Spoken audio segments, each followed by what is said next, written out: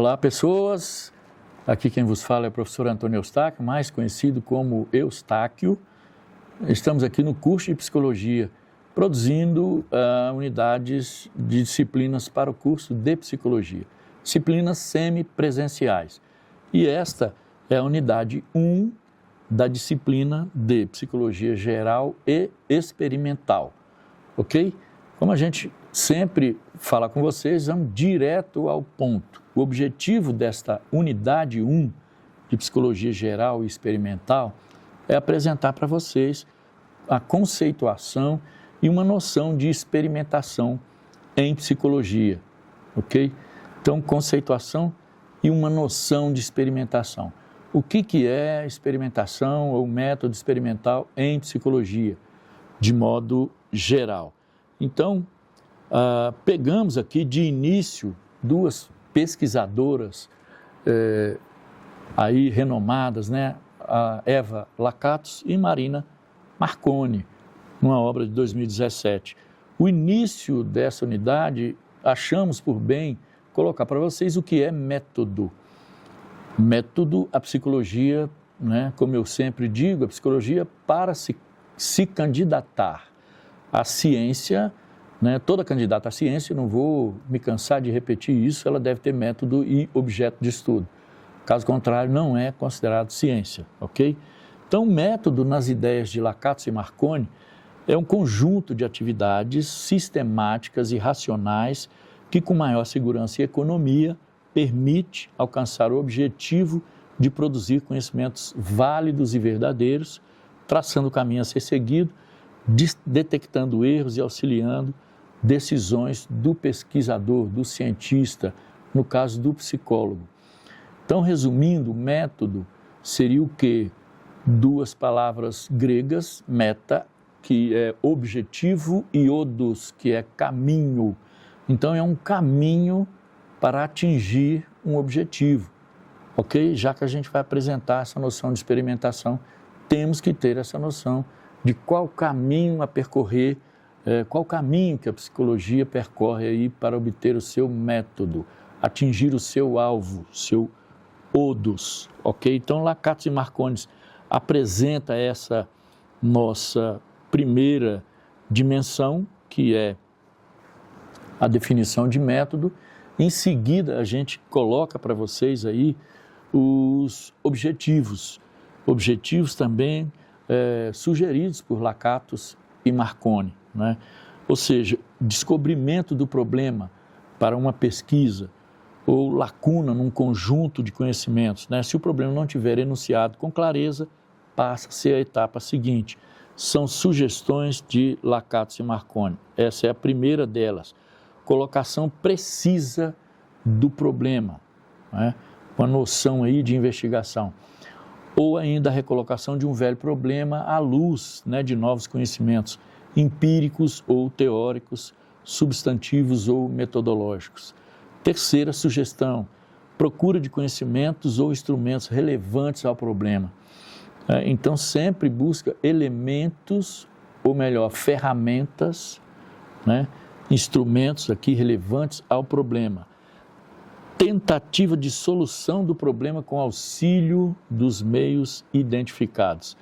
Se essa tentativa resultar inútil, passa para a etapa seguinte, sempre pensando em próximos passos.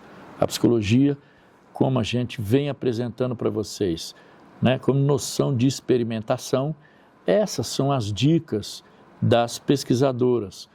Então, invenção de novas ideias, teorias ou técnicas, ou produção de novos dados empíricos que prometam resolver o problema, ok? Então, isso é o caminho, esse é o caminho percorrido no caso de uma experimentação. Obtenção de uma solução, claro, óbvio, né? Num experimento, a gente quer testar cientificamente, metodologicamente, alguns elementos, comportamentos, observações para a produção de dados e obtenção de uma solução. Investigação da consequência da solução obtida, né? A sugestão das investigadoras, que é que se tratando de uma teoria, é busca de prognósticos que possam ser feitos com esse auxílio. Em se tratando de novos dados, é o exame de consequências que possam ter para as etapas subsequentes. Por fim, provas, comprovação da solução e correção das hipóteses, se for o caso. Tá? Então, essa é uma trilha, digamos assim, que pode ser percorrida com sugestão das pesquisadoras no caso de experimentação. Alguns pesquisadores, na atualidade, trabalham com a ideia de que a psicologia experimental não surgiu apenas no século XIX, mas também com contribuições do século XVIII.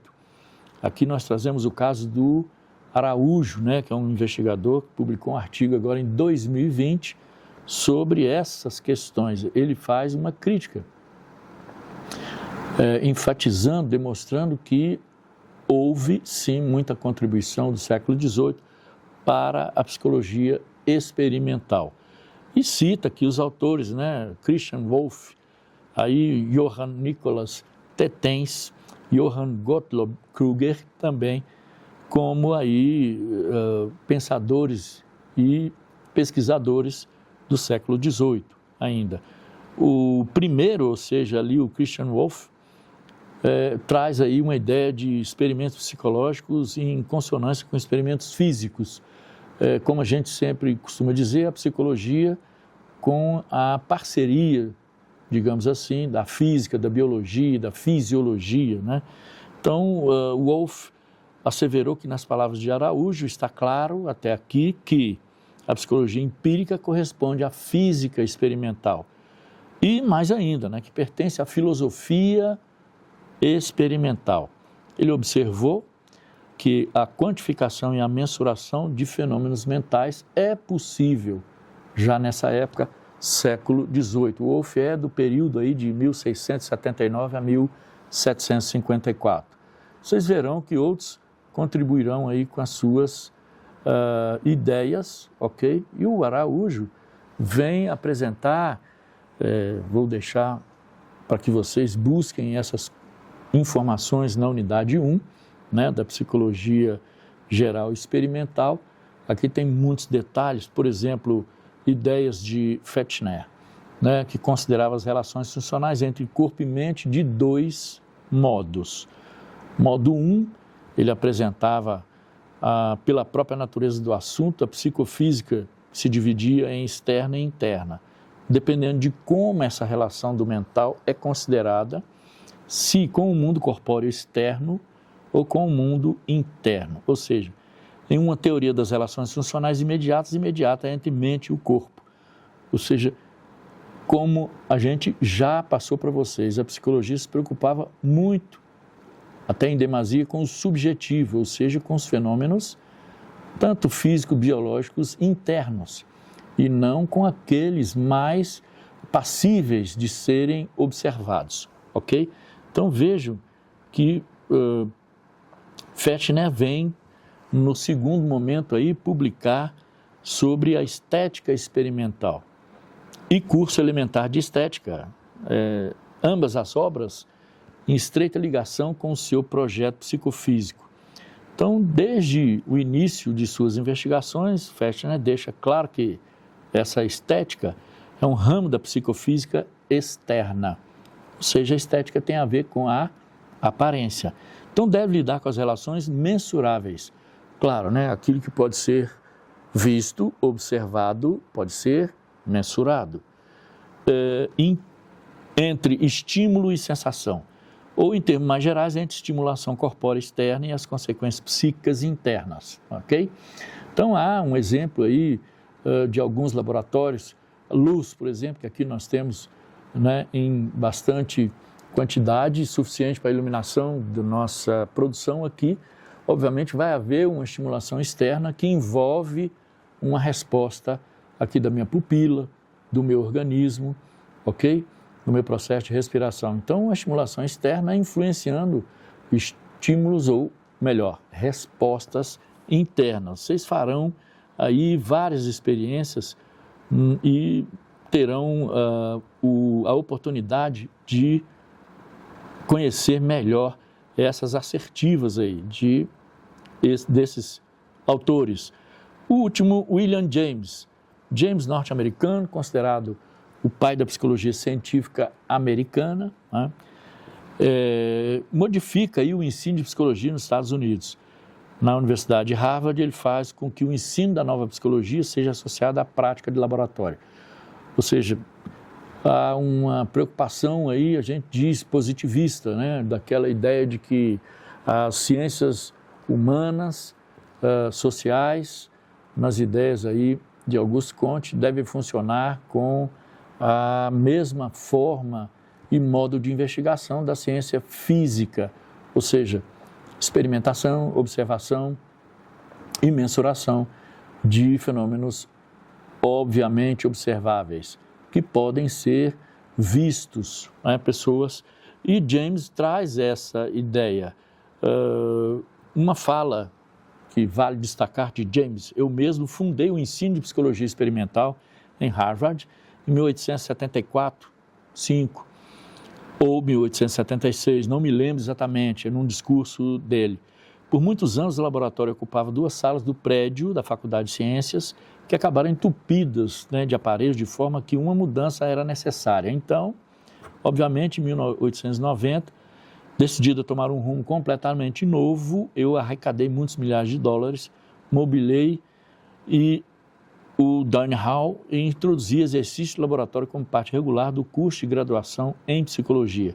Então começa aí a divulgação do método de experimentação em psicologia e, para além dessas informações de Wundt, James, Watson, temos aí os pesquisadores do século XVIII, que eu sugiro que vocês conheçam, acessando aqui a unidade com muita cautela e muita atenção, para que possa fazer as atividades avaliativas aí com tranquilidade e, para além dessas atividades, para que vocês consigam, né, entender bem essa ideia de como se inicia a pesquisa experimental, comportamental em psicologia e que dá origem aí ao behaviorismo, né, behavior em inglês, que significa comportamento, uma tradução livre aí, ok?